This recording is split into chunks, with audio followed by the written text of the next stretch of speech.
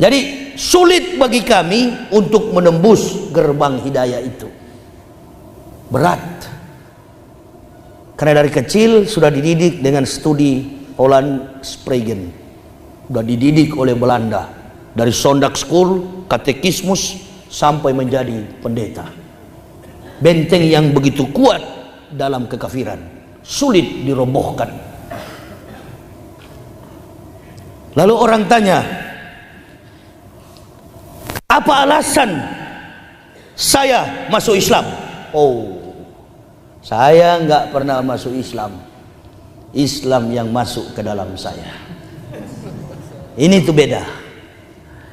Kalau masuk Islam biasanya cuma karena mau kawin.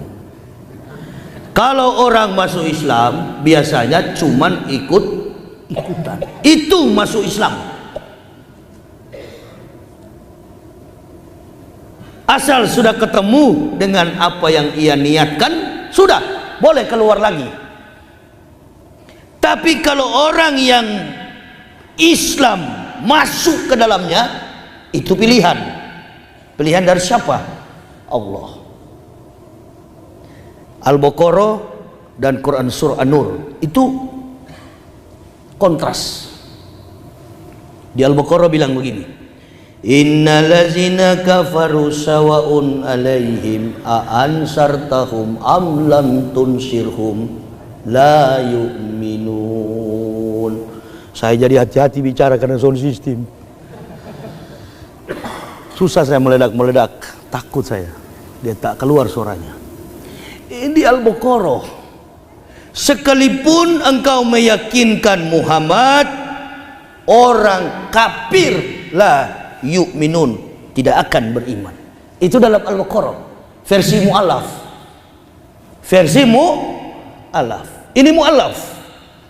Karena di kamus besar bahasa Arab, mu'alaf itu orang yang dibujuk hatinya. Saya dan istri anak-anak tidak ada yang bujuk. Berarti bukan? Jelas ya? Sistematis, kontekstualis, teologis, dan rasional. Itu Islam. Islam bi ilmi. Islam itu ilmu. Al ilma bil kasab labi nasab. Islam itu ilmu. Ilmu itu dipelajari bukan karena nasab. Satu itu. Jadi tidak jadi ukuran. Antum duluan Muslim dibanding Yahya Waloni, belum jadi ukuran. Bukan jadi ukuran. Ukurannya di mana? Bangunan Masjid Siti Aisyah ini kuat, saya yakin 1000% karena pondasinya kuat. Amantu billahi wa bima qala Allah Ta'ala, amantu bi rasuli wa bima qala Allah qala Rasulillahi sallallahu alaihi wasallam.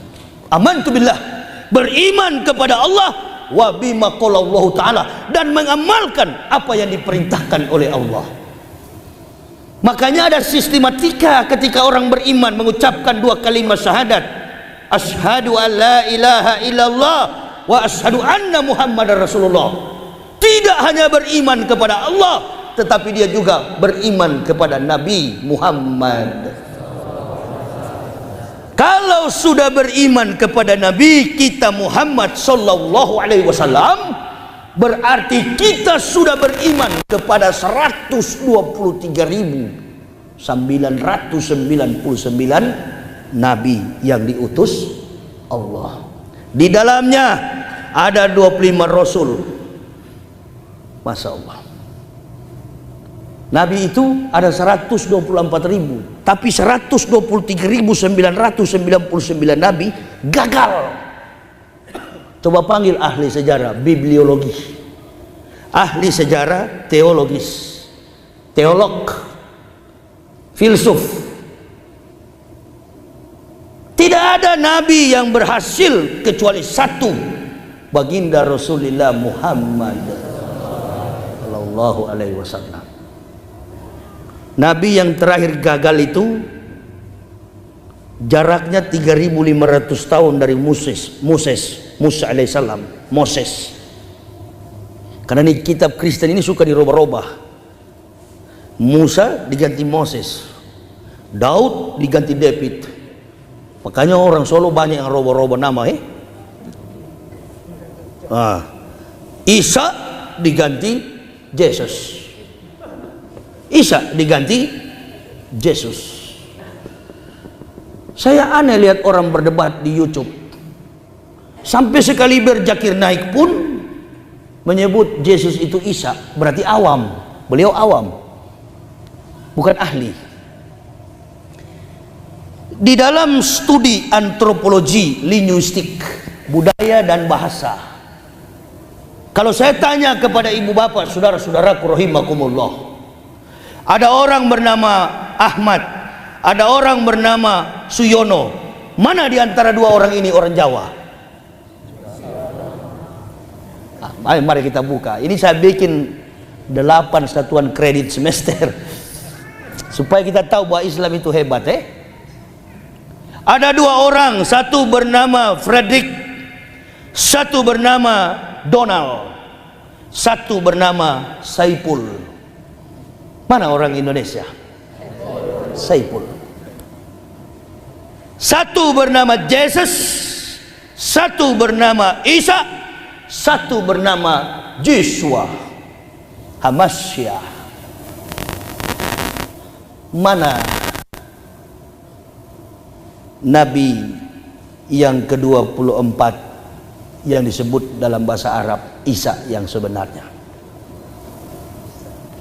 Bingung akhirnya kan? Karena sudah terkonsep di dalam mindset kita.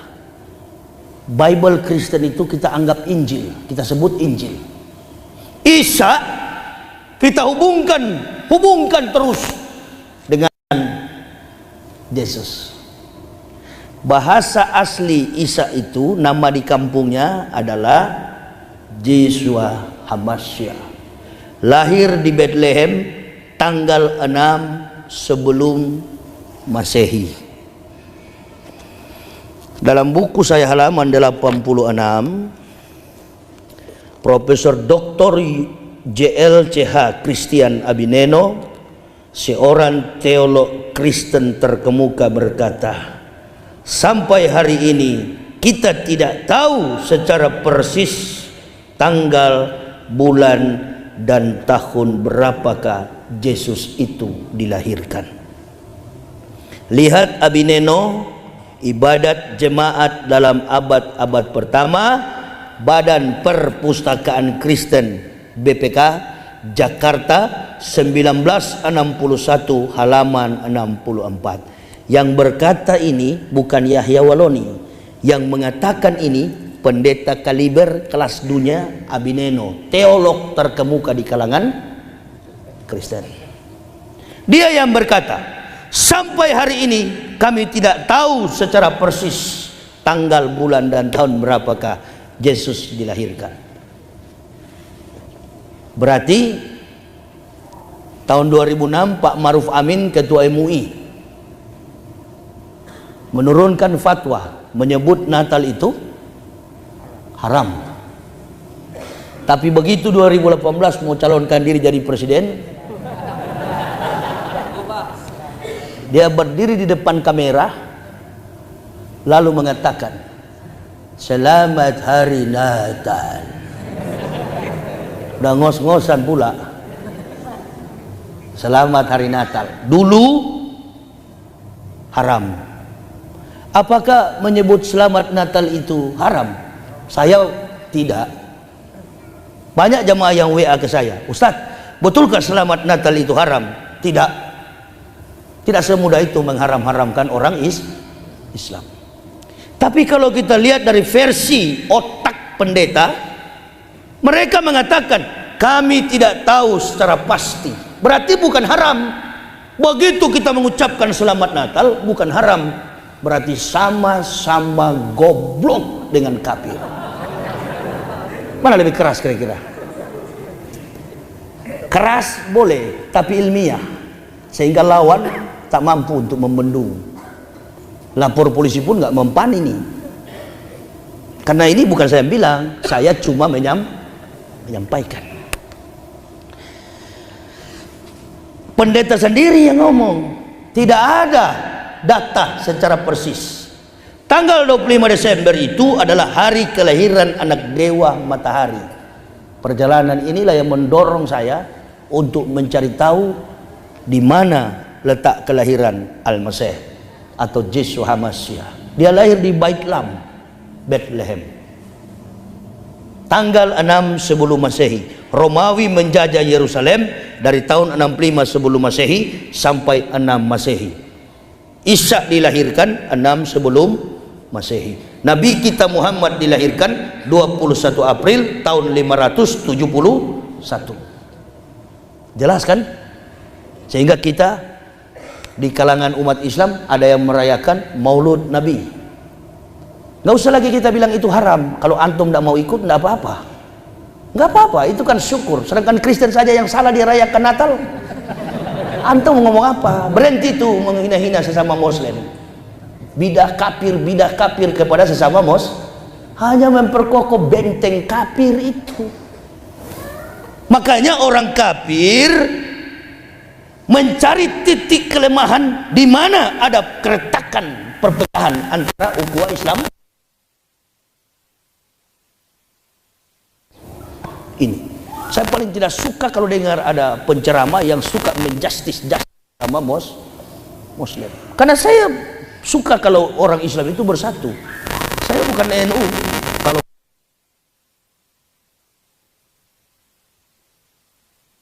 yang kunut ada juga tidak kunut. Jadi Ustaz ceramah di Boyolali. Muslim. Kau jaga gereja, Ustaz kau usil. Pakai uniform lengkap, baret miring, SD kau tidak tamat. Akibat kebodohan inilah mudah digiring oleh opini. Prinsip tidak kuat, yang ada mengikuti apa saja yang penting bisa mengenyangkan. Ini tuh trik orang munafik. Dan Hitler dia berkata, orang munafik itu seperti lalat di atas feses. Dia berputar di atas feses, yang dia konsumsi adalah feses, tai.